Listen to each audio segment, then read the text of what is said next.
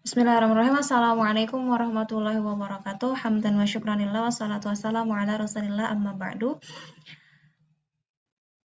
Sebelumnya perkenalkan kami dari kelompok 5 dalam mata kuliah pengembangan model pembelajaran kontemporer ingin menjelaskan sedikit tentang kelompok pembelajaran sistem perilaku atau the behavioral system family. Di sini saya sendiri Imatur Rishda, kemudian ada Bu Ferdian dan juga ada Pak Fuad. Oke.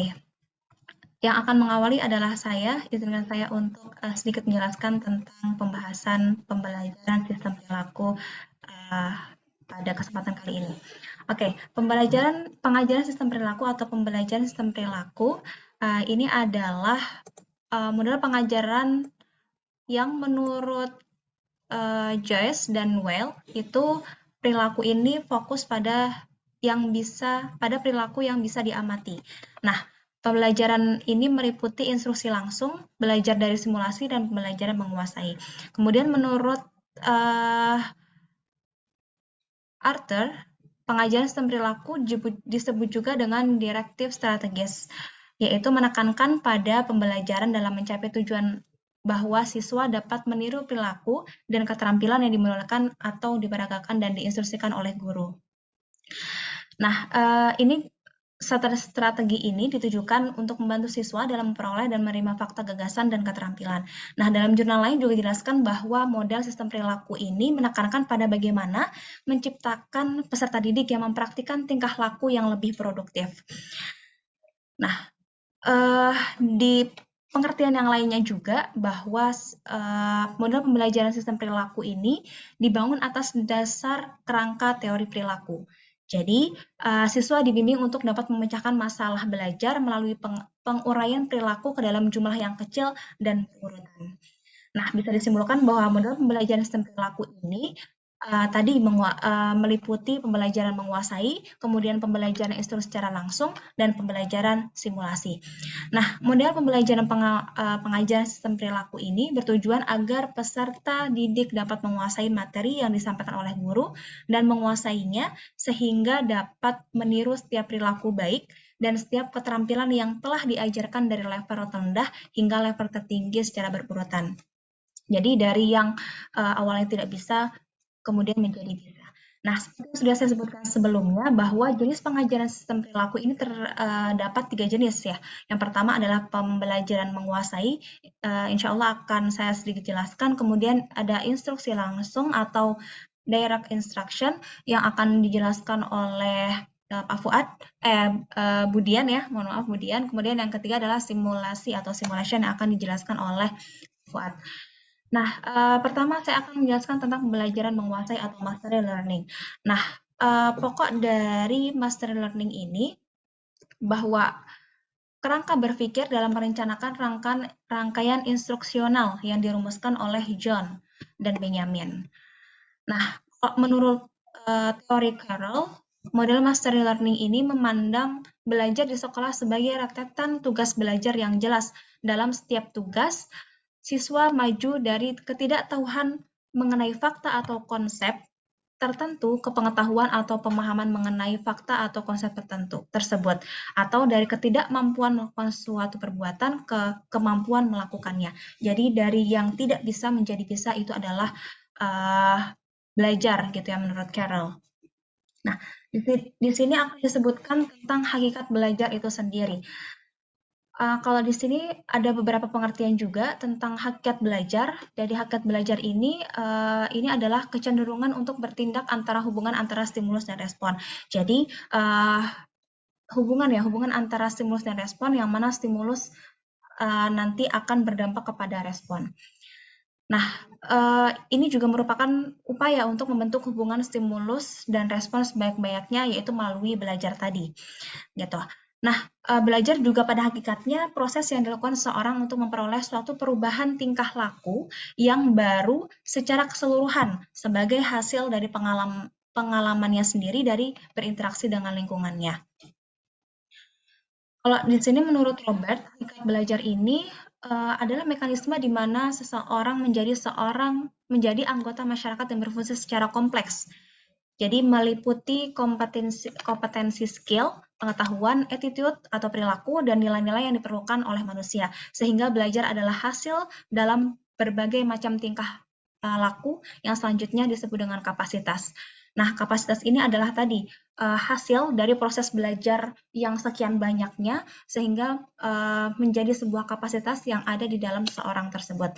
Nah, kemampuan-kemampuan tersebut tentunya diperoleh dari stimulus dan lingkungan dan juga proses-proses kognitif yang terjadi selama proses belajar. Dari pengertian yang sudah tadi dijelaskan, dapat disimpulkan bahwa hakikat belajar adalah suatu proses dari setiap pertumbuhan manusia yang diiringi dengan pengetahuan-pengetahuan baru dari segala aspek, sehingga akan terbentuk kepribadian yang semakin berkualitas seiring dengan pengetahuan-pengetahuan yang didapatnya selama proses bertumbuh tersebut. Adapun hasil dari proses belajar tersebut dapat diamati dari tingkah laku atau respon yang muncul terhadap suatu stimulus yang datang kepada dirinya. Nah, tadi ya faktornya adalah faktor lingkungan, kemudian stimulusnya dan proses kognitif tadi. Nah, seperti kita ketahui bahwa pembelajaran ini membutuhkan stimulus untuk menghasilkan sebuah respon. Stimulus yang baik, maka responnya juga akan baik. Tetapi kebalikannya, jika stimulusnya kurang baik, maka responnya juga kurang baik pula. Di sini Roger juga menjelaskan alasan pentingnya kenapa guru harus memperhatikan prinsip-prinsip pendidikan dan pembelajaran.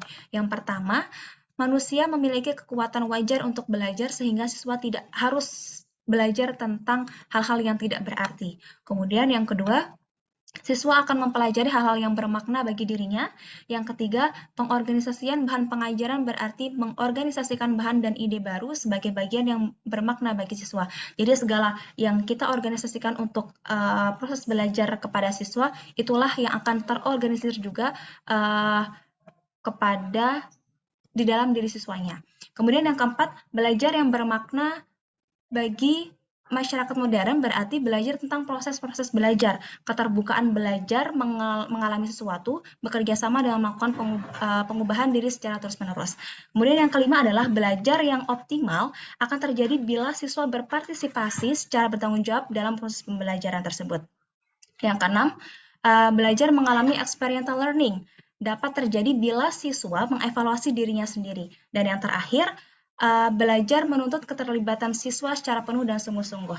Nah, ini adalah alasan pentingnya kenapa guru harus memperhatikan prinsip-prinsip pendidikan dan pembelajaran. Alasan-alasan tadi tidak pernah akan terlepas dari keterlibatan guru dalam melibatkan siswanya dalam setiap proses belajar selama dia bersama guru di dalam kelas ataupun di luar kelas. Mungkin itu tentang pembelajaran, menguasai pembelajaran. Kemudian yang kedua adalah instruksi langsung atau direct instruction yang akan dijelaskan oleh Bu Ferdian. Silakan Bu Ferdian. Ya, terima kasih. Bismillahirrahmanirrahim. Yang kedua tentang instruksi langsung atau direct instruction. Istilah instruksi langsung telah digunakan oleh beberapa peneliti untuk merujuk pada satu model pengajaran yang terdiri dari penjelasan guru mengenai konsep atau keterampilan baru terhadap siswa. Nah, model instruksi langsung terdiri dari 5 tahap aktivitas ini menurut Joyce dan Weil, yaitu orientasi, presentasi, praktek yang terstruktur, praktek di bawah bimbingan, dan praktek mandiri. Oke, adapun langkah atau unsur yang memenuhi sintak ya, yang pertama yaitu menyampaikan tujuan dan mempersiapkan siswa. Jadi yang pertama menjelaskan tujuan, mengapa siswa itu perlu mengetahui dengan jelas dan berpartisipasi dalam satu pelajaran tertentu. Kemudian yang kedua mendemonstrasikan pengetahuan atau keterampilan.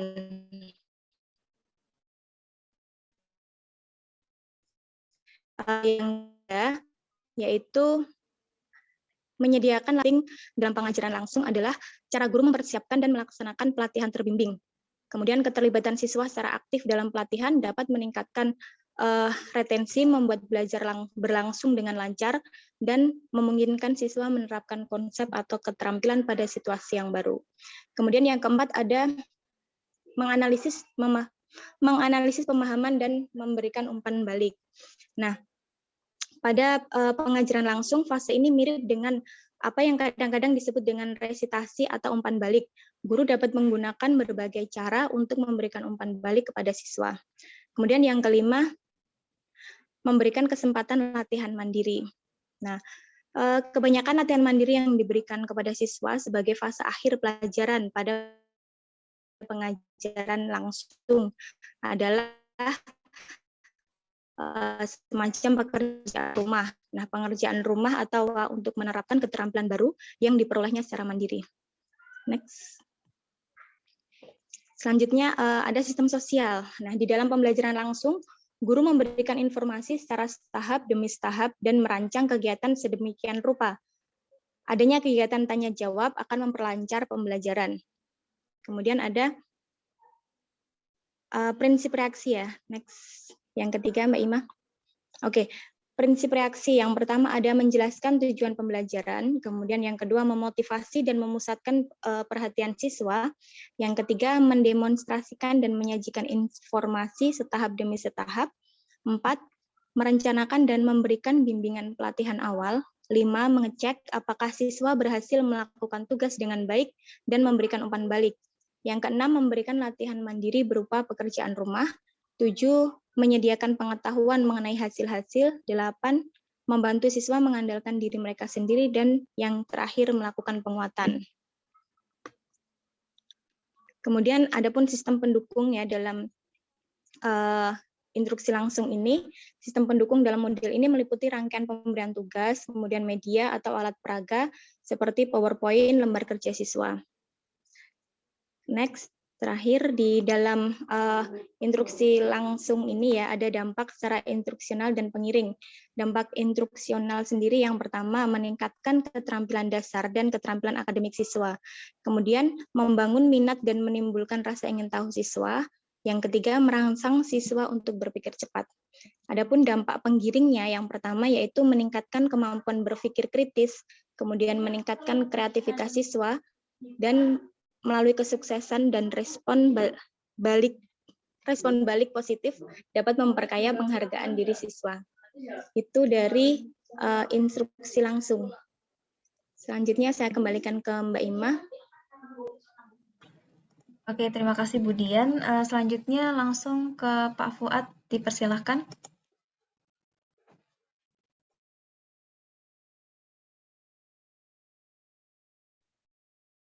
Baik, bismillahirrahmanirrahim. Saya mencoba menerangkan tentang subbab simulasi. Jadi, metode penyelenggaraan pembelajaran yang dirancang untuk ini simulasi ini itu merupakan metode penyelenggara pembelajaran yang dirancang untuk menggambarkan suatu fenomena, peristiwa, atau untuk mempraktikkan keterampilan tertentu melalui tingkah laku tiruan. Sebagai bagian dari metode pembelajaran aktif, maka metode simulasi diarahkan untuk meningkatkan keterlibatan siswa dalam proses pembelajaran. Artinya, siswalah yang didorong untuk berperan dalam mensimulasikan peristiwa tersebut agar proses pembelajaran lebih menyenangkan dan lebih membantu siswa dalam belajar memecahkan suatu masalah sosial dalam realitas kehidupan.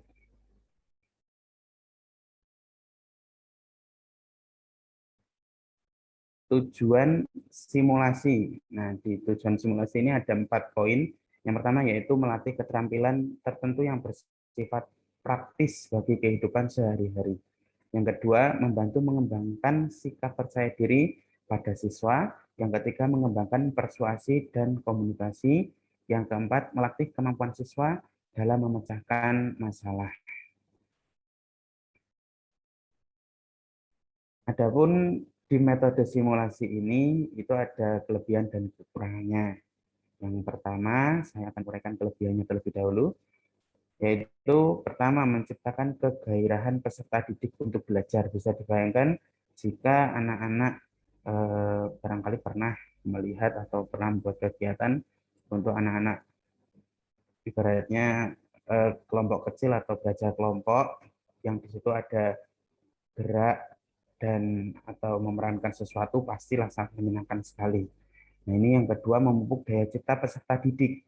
Yang ketiga, memupuk keberanian dan kemantapan penampilan peserta didik di depan orang banyak.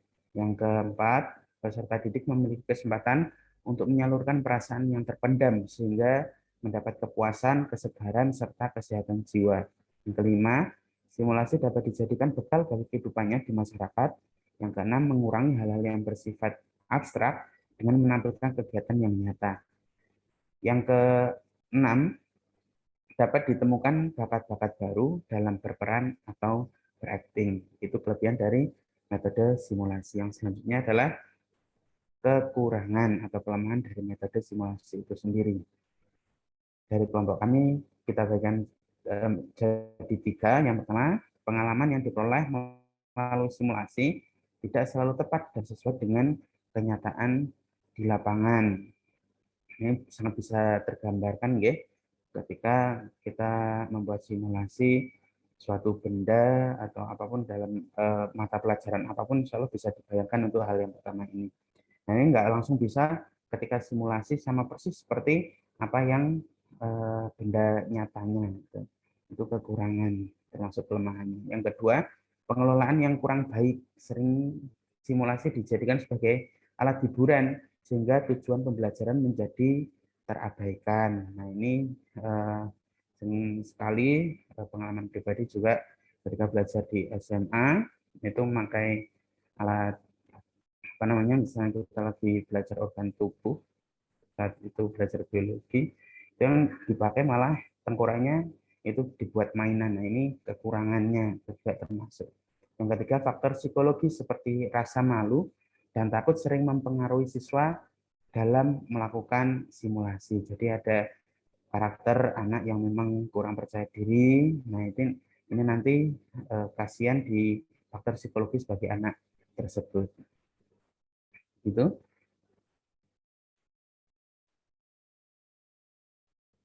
Kiranya itu yang dapat kami sampaikan. Terus saya mengambil kesimpulan dari materi kami, yaitu metode pembelajaran sistem perilaku. Kami simpulkan saja bahwa model pembelajaran perilaku ini merupakan kerangka konseptual atau pola yang digunakan sebagai pedoman dalam melakukan suatu kegiatan pembelajaran tentunya. Sehingga tingkah laku peserta didik berubah ke arah yang lebih baik yang didasari pada tanggapan atau reaksi peserta didik terhadap rangsangan atau lingkungan. Sekian dari saya kembalikan ke Mbak Ima. Baik, sekian presentasi dari kami tentang pengajaran sistem perilaku. Kurang lebihnya mohon maaf, kami tutup. Wassalamualaikum warahmatullahi wabarakatuh.